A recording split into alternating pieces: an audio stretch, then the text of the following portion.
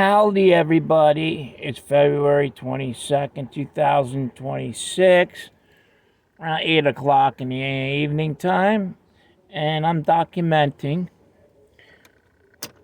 the historic snowstorm in Lower Bucks County, Pennsylvania, specifically Fairless Hills, where I'm at North Oxford Valley Road and Coventry Road. Right there is a historical cemetery where Civil War generals are buried there and soldiers and other private people from the 1700s. Rolling burial ground. Anyway, I never thought this was possible because about 3 or 4 hours ago it was raining, it was warm. When it did snow, the snow hit the ground and melted instantly. So, yeah, we're not going to work tomorrow in commercial HVAC.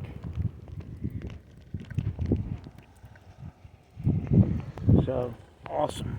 Nice.